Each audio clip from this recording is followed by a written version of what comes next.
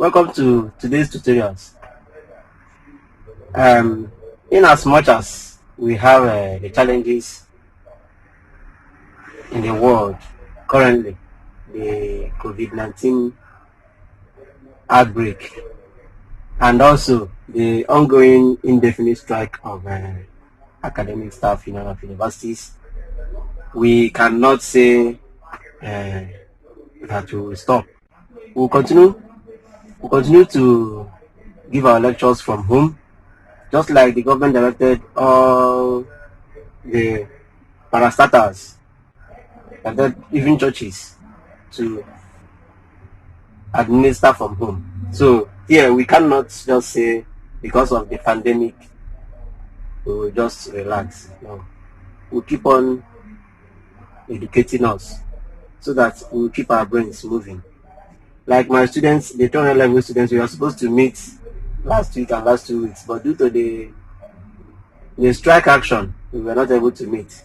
So, but the topics we are supposed to treat in the classrooms within this strike period, we'll be bringing them out one after the other, discussing them, so that when we will now meet face to face, that is, if the issue of COVID-19 outbreak and also the current ongoing strike of academic staff union of universities, which is indefinite, when all these things are over, we hope to meet in the classroom.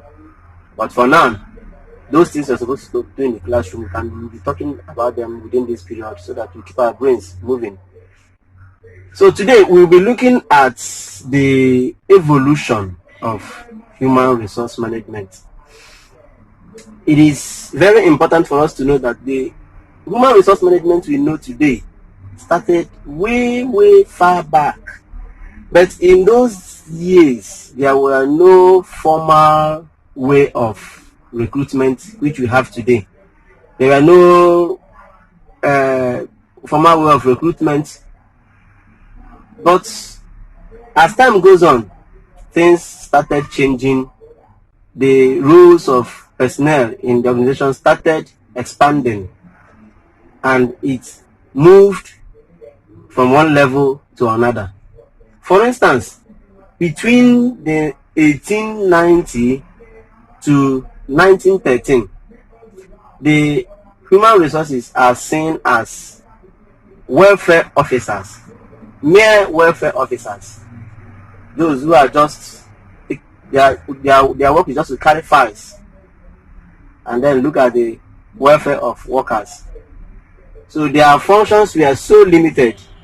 So it was between this period that people in the organization are seen as welfare officers. Then between 1914 and 1939, their roles changed and they were called labor managers. A bit, it increased their roles to an extent. Their roles started shifting from the normal mere taking care of the welfare of workers to managing the workers to an extent, giving workers more sense of belonging in the organization. Workers started, the human resource manager started looking at the welfare of workers from there. Now, between 1945 and 1979, their rules expanded more, and then they were changed to personnel management. The name was changed to personnel management.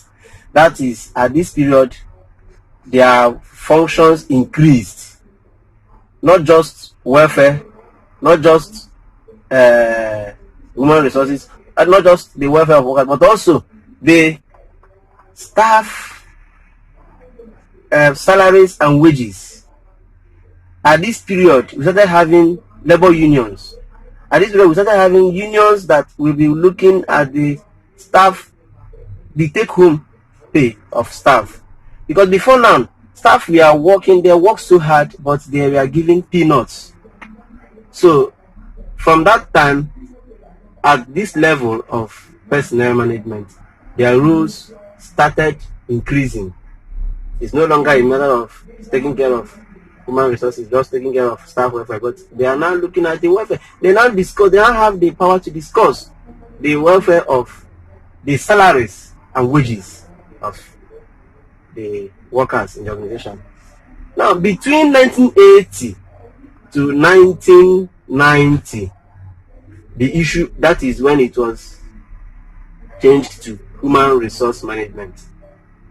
At that level, human beings are now seen as the most important aspect of the organization. And as such, different motivational theories were put in place so as to look at what will make people to work hard to produce more for the organization. Then, after then, from 1990 till date, we now have what we now see as strategic human resource management. That is HR business partner and human capital. At this level, it's no longer a matter of people being the most, not just people being the most important aspect of organization, but at this level, the objectives of the workers in the organization is now being integrated with that of the organization. Human beings are placed side by side with the organizational objectives. Human beings are now placed as the same level. The same way you are taking care of your organization is the same way you take care of human beings, because at this point, human beings are now seen as the business unit of the organization. Now, in summary, we can discuss the evolution of human resource management under 4 stages. We can summarize them under 4 stages. Stage 1 is the pre-industrial revolution era. Stage 2 is the industrial revolution era. Stage 3 is post-industrial revolution era. And then the final stage, which is stage 4, is the present era. Now, if you look at the stage 1, which is pre-industrial revolution era, that era is more of agricultural economy. The economy is based on agrarian, agricultural based. The mode of communication was so poor. Everything was just between the craftsman and his apprentice.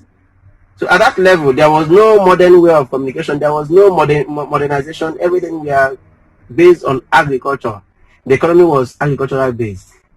Now, after that level, we move to the industrial revolution era. At that era, the issue of personnel management came in. The mode of production, the method of production started changing from agricultural based to industrial based. At this level, the personnel management came into be, and at that level, the people are now seen as an important aspect of organization. But at one aspect of one very important thing about this particular era is that the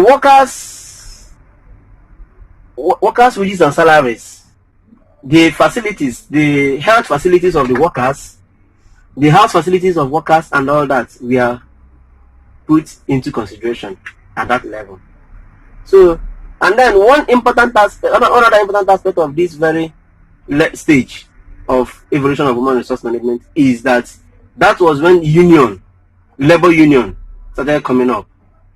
Labor union, they come up to discuss the welfare, to discuss the take home of workers. Because before now, there was nothing like labor union. Before then, there was nothing like labor union. It is just workers who work, and they work a very long hours, and they are paid peanuts. So at that level, the issue of labor union came in. And after that, we now have the post-industrial revolution era. At that stage, we now saw the introduction of human resource management. different theorists came up at this particular stage. People like Frederick Taylor, who propounded the scientific management theory. People like Abraham Maslow, who propounded the hierarchy of need theory. People like McGregor, who propounded the theory X and Y.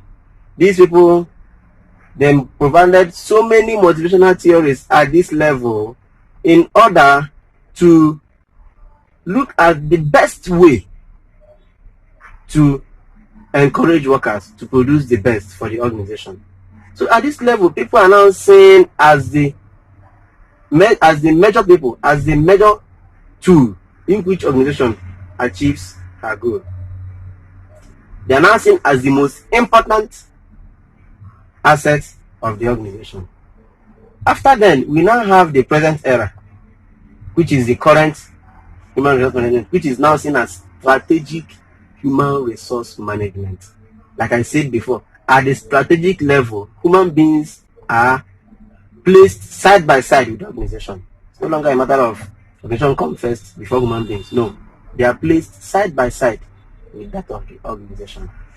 So in conclusion, we have been able to elaborate the evolution of human resource management progressively, starting from the stage 1, which is the pre-industrial revolution era, the stage 2, industrial revolution era, the stage 3, post-industrial revolution era, and then the stage 4, which is the present era.